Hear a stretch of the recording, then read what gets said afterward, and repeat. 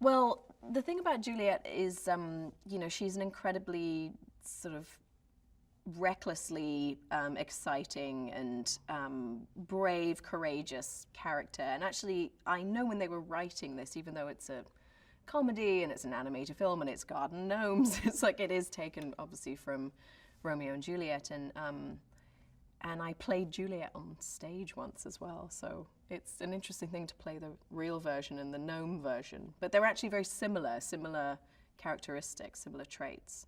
I think it's wonderful to have a sort of previous life with a character and be able to develop her even more. So this is the second chapter of their lives, and they are moving from Stratford-upon-Avon to London, and the blue family and the red family are now combining. They were arch enemies, now they are friends, and they work together, and so they're starting a new garden in London at a purple house, so the idea of the blue and red combining. If you're any good at art, that's what you'd probably figure out.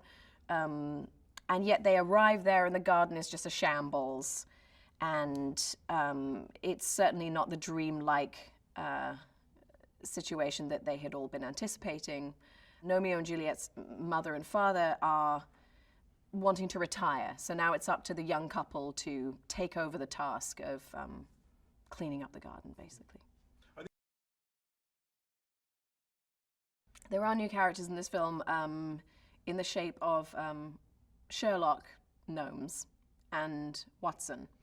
And what's happened is all of the garden gnomes are being stolen, and Gnomeo and Juliet's community of gnomes have also been thieved, and so they sort of embark on this adventure with Sherlock Gnomes and Watson to track down what happened to their friends and family.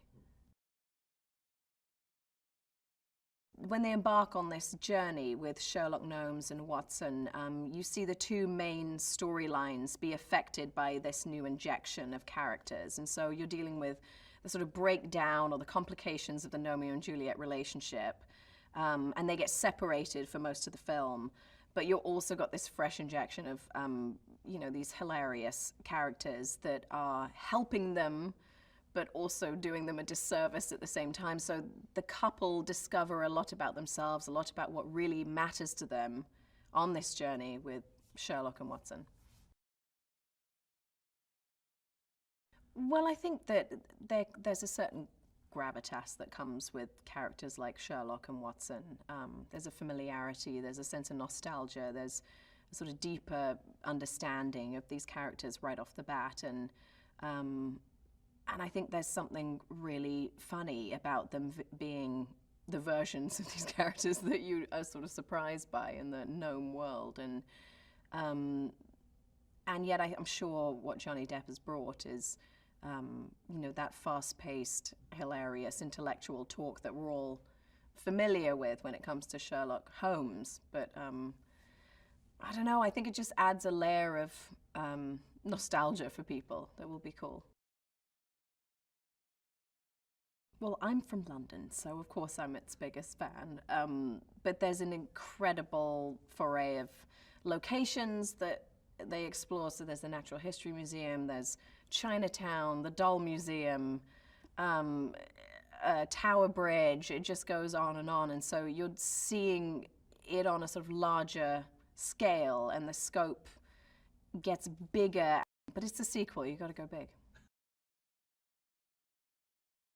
Johnny Depp has that incredible reputation and legacy of being such a shapeshifter, and so he sort of climbs completely inwardly into every character that he plays and carves out new space for himself whenever he plays a new character. And he has definitely got the mentality of go big or go home, and I think that he's exciting to work with. It's sort of, you just want to see what else he could do or who else he could play.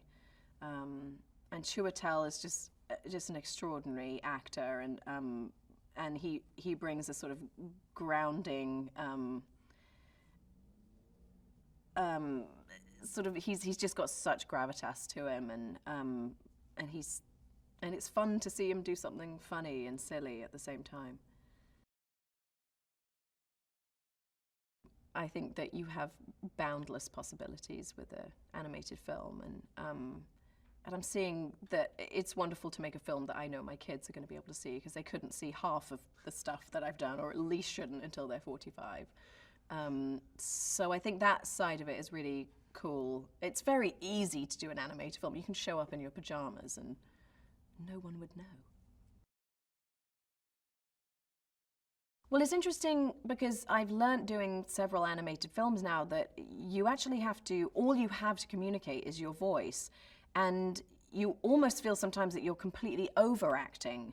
You don't realize just how flat your voice can sound if you don't inject it with something a little more heightened. And so that's the only difference, really. That I sometimes feel like an overactor.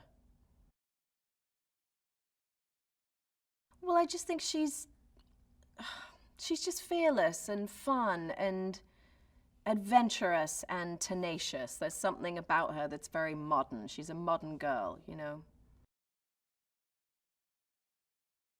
Because he's Elton John, because he's incredible, because those songs are like seared into your nostalgia of growing up and what you feel about a moment in your life. You know, he captures moments in your life with a song, and he's just so thrilling. I just love him. Well, he adds a sort of spectacle to it, doesn't he? I mean, he adds this whole new realm of spectacle and excitement that you only get with an awesome Elton John song. I think what I've learned having children and being in children's films is that you can't patronize kids, right? You can't just have it be a sort of happily ever after all the way through. Kids are so perceptive. They really understand much more than we realize. And so the idea of a relationship that's having complications amongst this fantastic adventure that is funny and silly and out there and huge is grounding, and I think that's what families will really respond to.